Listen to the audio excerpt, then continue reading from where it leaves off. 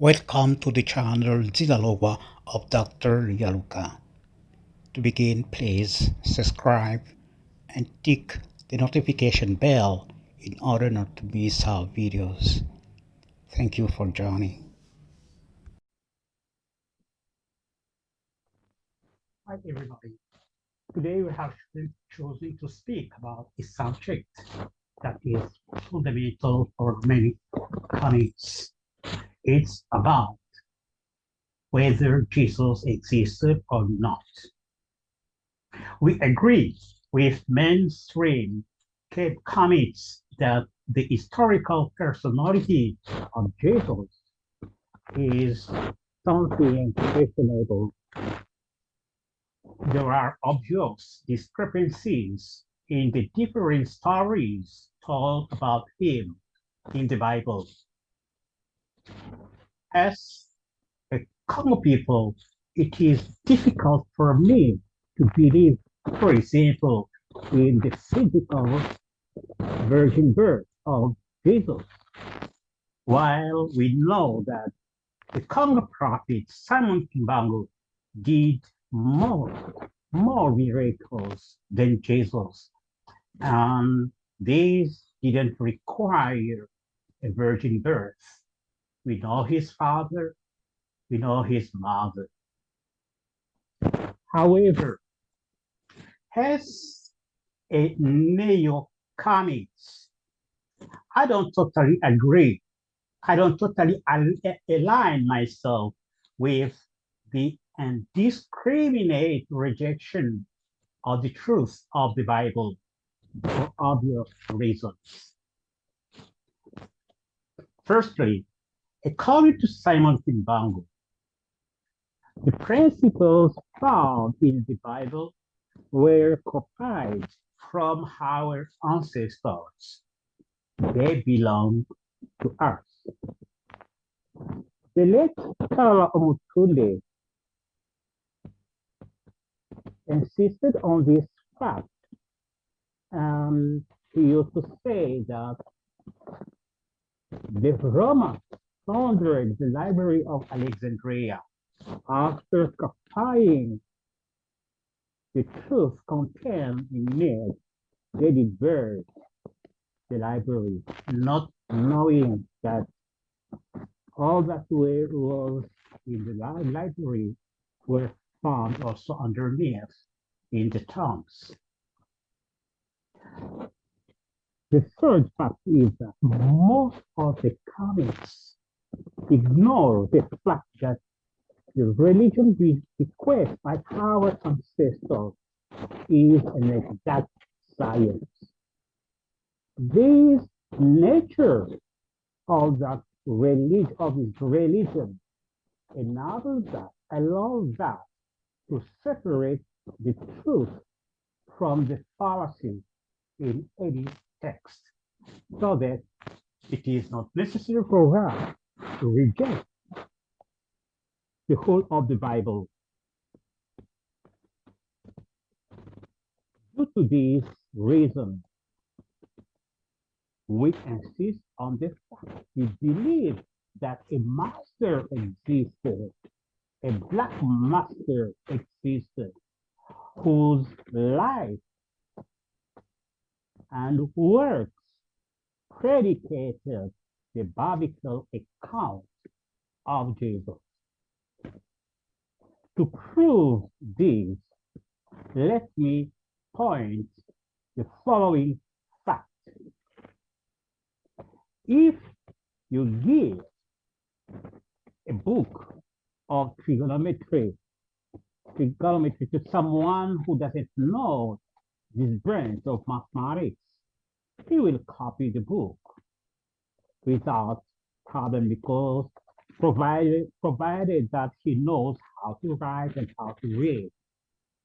But if he happens to make one contextualization of this text, if he used one of the formula, for example, to calculate the height of a building by starting from its shadow, then we will have the conclusion that there is someone who knew mathematics, trigonometry, and who contextualized its principle, its formula in a given milieu and at a given moment. How many cases of contextualization we need in order to arrive to this conclusion? One case is enough. So I'm going to give you some cases where the truth found in the religion of our ancestors were contextualized in the life of Jesus and his disciples, which is the truth that a master existed whose works and words with that are divine science were combined and set in the context of a history that cannot be proved. The first case of contextualization is the text of Hebrew chapter 12, verse 23. It is said, it is alluded there to the firstborn inscribed in heavens. Firstborn in plural, inscribed in heavens in plural also. This is an expression, firstborn, which is not found elsewhere in the Bible.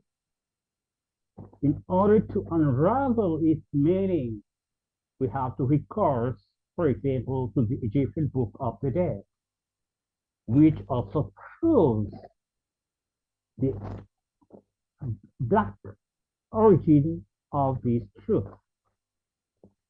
In the Egyptian Book of the Dead, we learn that the firstborn are the creators, the Ra. And the fact that they are in the heavens, that is in the temporal realm, this implies that each one is the creator of his universe. So we have here the doctrine of the existence of the multiverse, many universes. The universe comprises its earth and its cosmos and the several heavens, seven in total. So the earth and its cosmos are earthly plane, and the seven heavens constitute a universe. And according to the Egyptians, there were many universes. And we see here this truth contextualized here in a prayer or a schema of prayer.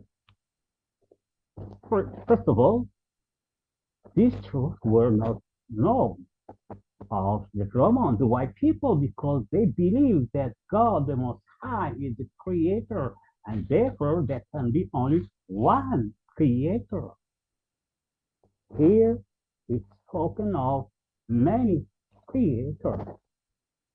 So we have here divine truth demonstrable through the kemetic cosmological argument, because the kemetic cosmological argument allows us also to arrive to the conclusion that there are many universes, many temporal universes. So this is the first case of contextualization. The second case I can give you is the doctrine of the immortality of the soul. We see in the Bible Jesus and his disciples debating the Sadducees who adopted the Grecian doctrine that there is no immortality of the soul. When man dies, all ceases, everything ceases to exist. That was then the teaching of Egyptians who insisted on the fact body before, during, and after the life. And we know from Plato and the old philosophers that the Christians didn't agree with it. And in the Bible, we have Jesus discussing, debating them, and affirming that the soul is free from the body because he knew that that is fundamental on the epistemological plan for the Black people. When you ask a tough question to an elder in Africa, he will tell you, let me sleep and let the head have a dream. He believed that the soul is free from the body, so it can peregrinate to higher plane and bring knowledge. The third case of contextualization is the principle of the transcendence of God.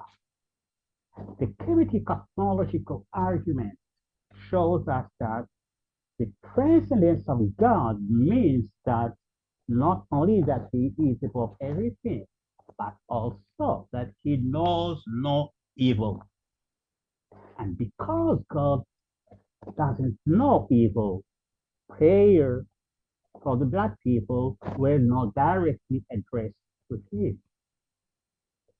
We know that scholastic theology, the theology of the white people, doesn't teach this. They teach us to address prayer directly to God.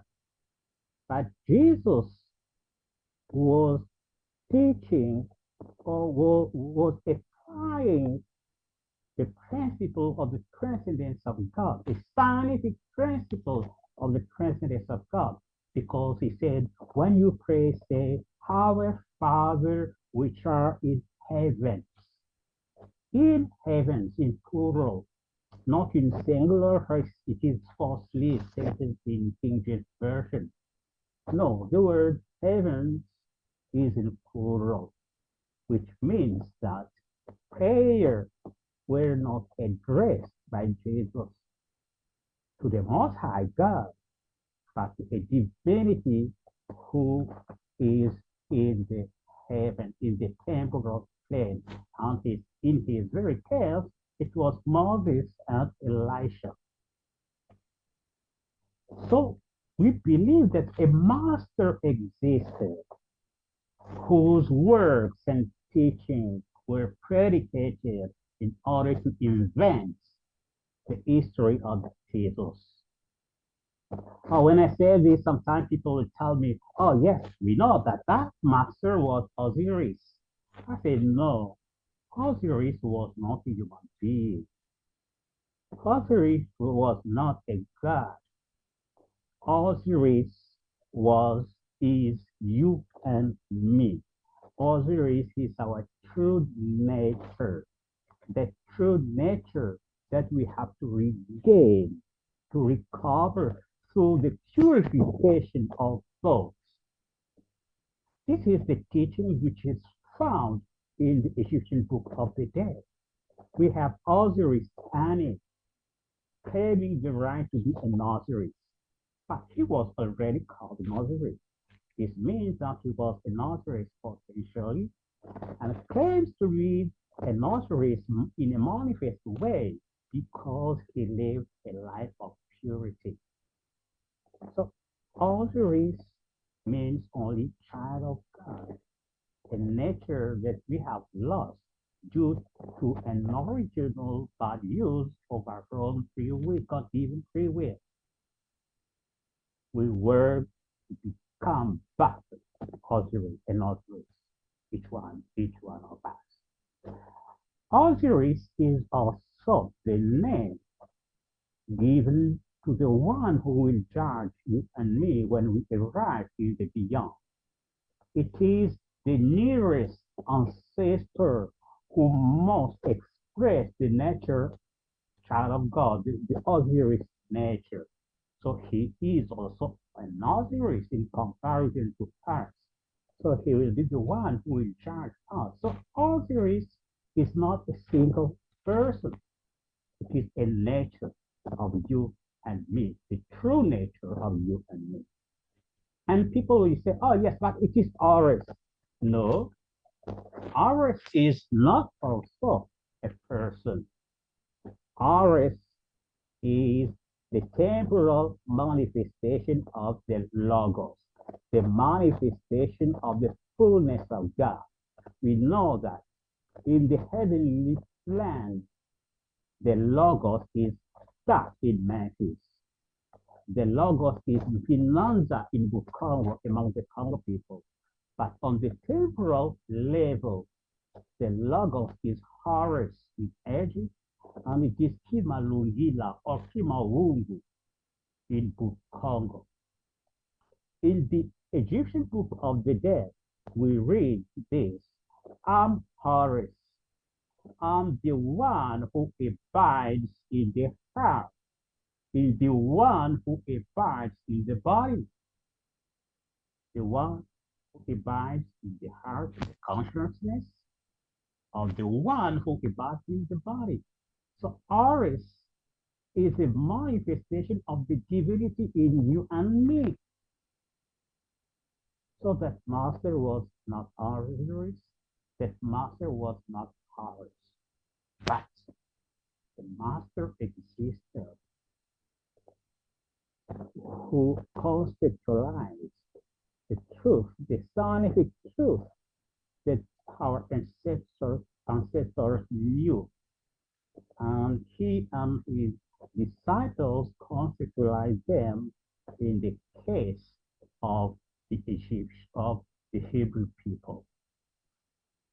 It is important for us to know that the white people could not conceptualize the divine science. They didn't know that it is obvious that a master Christian existed who, along with his disciples, made that contextualization.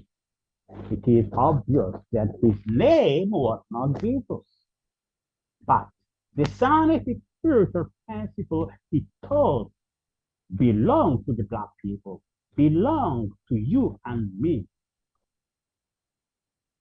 Please, it is necessary to separate these science from the cultural element we have the right not to copy. Thank you. If you enjoyed this video, please like it and share. More on this subject can be found on my books available at Amazon.